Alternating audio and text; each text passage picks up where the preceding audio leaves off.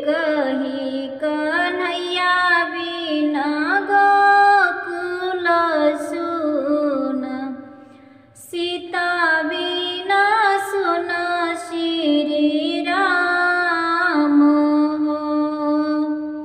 सीता बिना सुन श्री राम हो। राम लखन दुनो बन के अहेरिवा, बन बीचे खेले ले शिकार हो। बन बीचे खेले ले शिकार हो। खेलत खेलत भइले ठीक दुपहरिया, लागी गइली राम के पियास हो। लागी गइली राम के पियास हो। चल हो लक्ष्मण वही आंगन बनावा, जहाँ बाड़ी भाभी तोहार हो। जहाँ बाड़ी भाभी तोहार हो,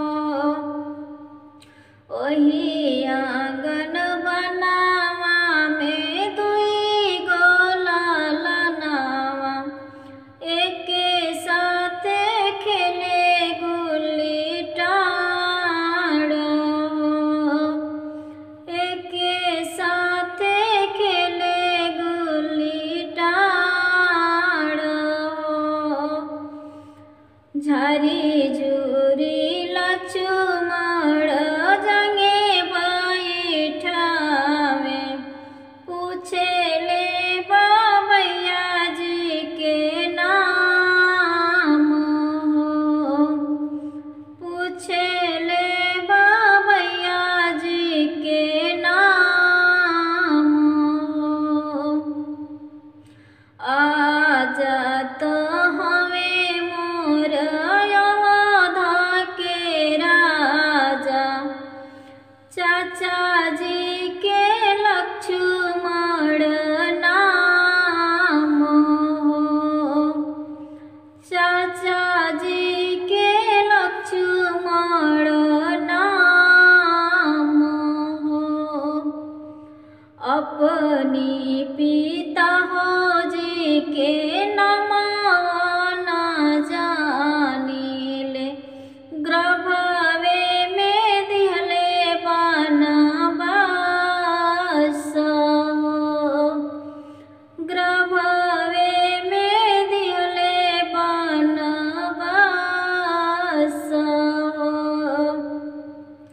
ऋषि के महलिया से चितवेली सीता, घोड़ावा पर राम सवार हो। घोड़ावा पर राम सवार हो।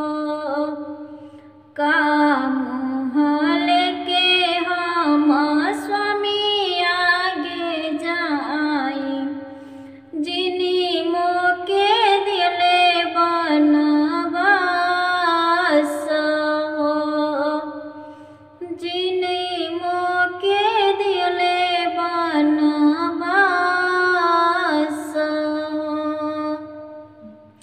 फाट न धरती समाई हम जाई, स्वामी आगे मुँह ना देखाए हो।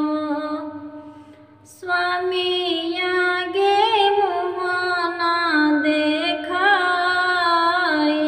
हो। प्लीज़ दोस्तों, अगर हमारा एक गीत आप लोग को अच्छा लगे तो हमारे चैनल को सब्सक्राइब करिएगा और अपने दोस्तों में शेयर करिएगा और कमेंट में बताइएगा कैसा लगा आपको ये गीत।